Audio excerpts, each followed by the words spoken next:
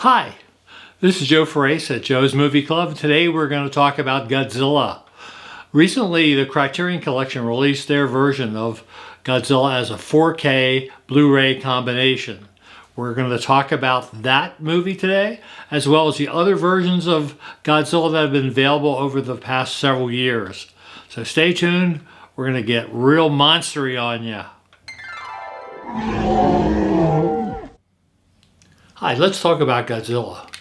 First of all, we're going to talk about the original 1954 film, not the different sequels that came along and the various American versions of the films, except one. Let's jump into the meat of the story. Unless you're a fan of the kaiju genre, you probably think that Godzilla is just a movie about a guy in a rubber suit running around stomping Tokyo into oblivion. Well, part of that is true, but the first film was actually a very serious anti-war film, anti-nuclear weapons film. And it wasn't called Godzilla, it was called Gojira. And it wasn't until the 90s when Sony got all the rights to all the different Godzilla films, especially the early ones, that they released the first version of the film uncut, as seen by the Japanese audience in 1954, and it was called Gojira. How did it become Godzilla? Well, let's talk about that a little bit. In 1956, someone had seen the Japanese version of the film and thought, wow, this might make a nice exploitation film that we could sell in America. But it had all these Japanese actors, and they needed to Americanize it. Plus, they weren't all that crazy about the anti-American, definitely anti-nuclear message, anti-war message of the film. And so they cut all that stuff out, and instead they hired Raymond Burr. This was before Perry Mason.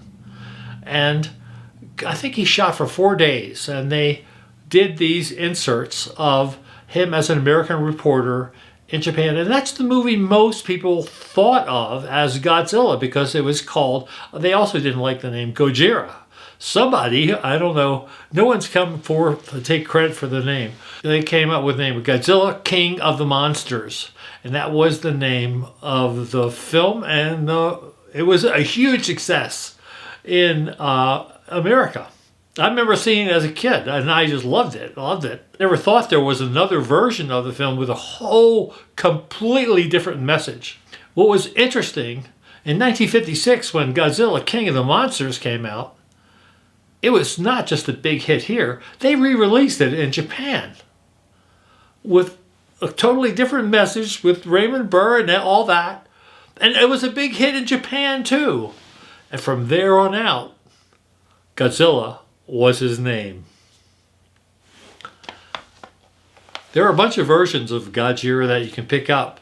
But it's kind of interesting that later on, it became Godzilla. I think this is the only DVD, and these are DVDs, by the way, that you could get of the original totally Gojira film. When other releases were made, including the ones I'm going to show you in a little bit, they were all called Godzilla and not Gojira. The other interesting thing about the release of this film, there were 6 or 7 or 8, I'm not sure how many. I have all of them, of course. There was all of the other early Godzilla films were released for the first time in 2 versions. The American version with dubbed English, and the Japanese version in Japanese with subtitles, and all in widescreen format. These all came in these beautiful silver cases and with these little bands on them.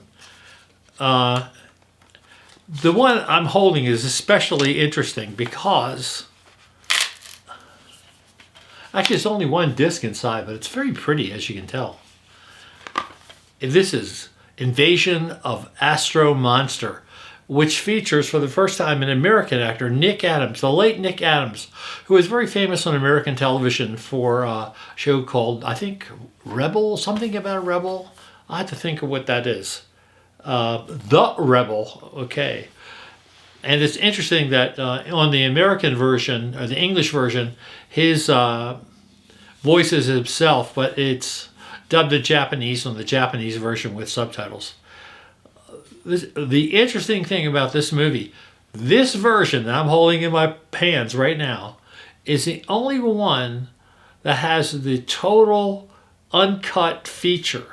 And that's because Nick Adams has a romantic relationship with a beautiful Japanese woman who actually turns out to be an alien later on. There are aliens in this movie. And that was considered too intense for American audiences. So when it was released in America, that was cut out except for a couple of tiny little parts. And it's never really clear what their relationship is by at that point. This disc is the only disc you can get that has the total uncut version of the film. And it's actually one of my favorite films. My favorite Godzilla films anyway. The Sony transfer of Gojira, and also Godzilla King of the Monsters are really, really good, and they hold up really well even when viewed on a modern TV set with 65-inch OLED. It looks really, really good. At some point a few years ago, Criterion decided to release this mammoth set of all of the early era Godzilla films. Criterion released this giant monster of a box set. It's not really in a box, it's in a book. And inside, let's see, I'll hide my face. You can see 15 different discs of Godzilla and all the different first 15 films. What's interesting to me is that their version of Gojira, these are all Blu-rays, by the way, so you think, well, this is exciting. We're finally going to get to see them even better. They're going to look fabulous. Except the transfer for Godzilla, which they call Godzilla and not Gojira, which includes the uncut feature, looks terrible. It's sooty looking. The blacks are crushed. The contrast, there's no dynamic range. It looks like crap. And this set sold for $240. But like most of the Criterions that I buy, I get them during the Barnes & Noble sale that happens twice a year. And they're like half price. That's a lot of money for a bunch of discs. Anyway, so I sent an email to Criterion. I said, well, this looks like crap. And he said, this guy who works for Criterion, he said, well, you know what you're doing, your TV set's junk and you don't have it set right. I thought, why do my other Criterion Blu-ray discs look fabulous, but this looks like crap? He never got back to me after we had a couple of exchanges. But this is the absolute worst way to look at that movie. And interestingly, what the invasion of the Astro Monster, the version that appears here, it's been edited. The romance is very briefly hinted at between Nick Adams and this beautiful Japanese woman who happens to be an alien. And it's been edited. So I don't know why that is.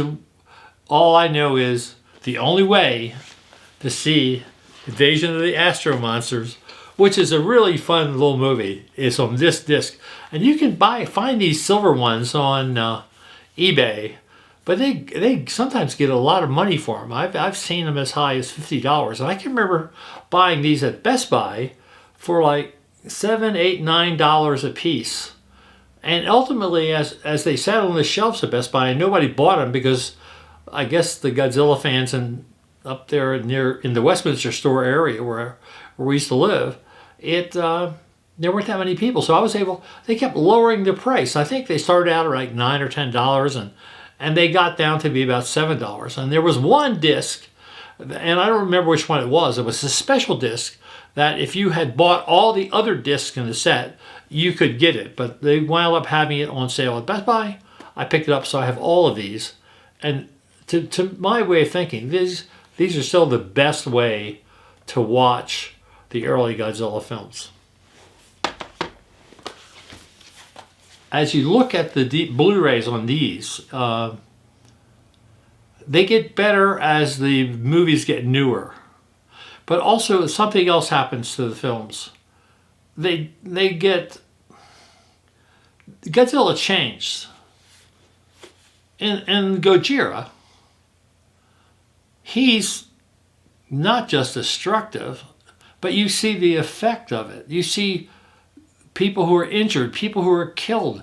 They have a hospital full of sick and dying people from being stomped by Godzilla. That never happens in any other Godzilla movie, because then everybody's in on the joke. He's a guy in a rubber suit and he's just stomping on these models, and it's supposed to be fun. Although the second Godzilla movie is in black and white. I think it's the last black and white film. It has somewhat serious overtones, but basically they had given up on the message of the first Gojira film, and they went along with, let's just make this fun. And when he's stomping all these buildings and crushing all these cars and melting all these weapons, he's not hurting anybody. Well, that's not true if you look at Gojira. And believe it or not, there are scenes in that film, in the original Gojira, that are very emotional. I know the idea of an emotional Godzilla film doesn't make any sense at all. Nobody had seen a film like Godzilla before. Closest was King Kong. And what Willis O'Brien had done was imbued that character with emotion. People cared about King Kong. They knew he was a poor gorilla that had been put upon by being drugged back into the civilization. He was much happier on Skull Island stomping around with the dinosaurs.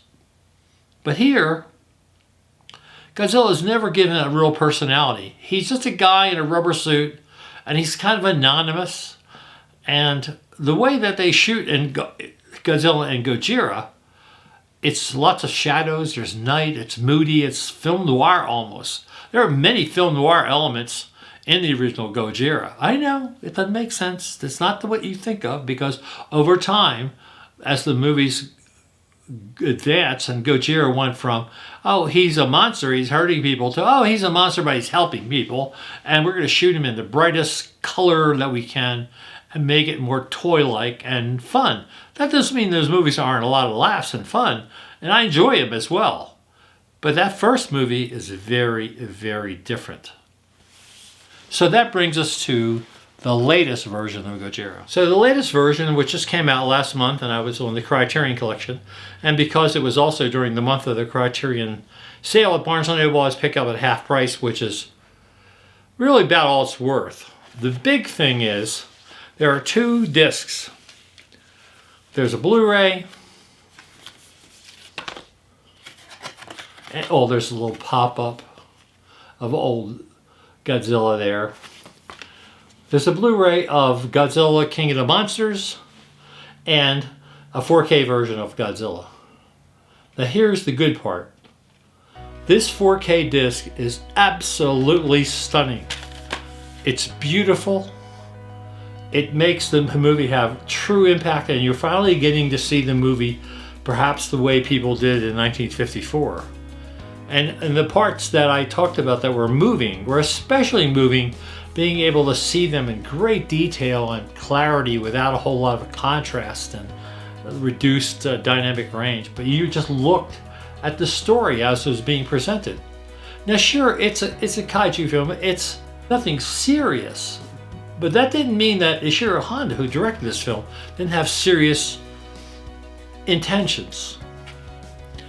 Honda was an amazing director.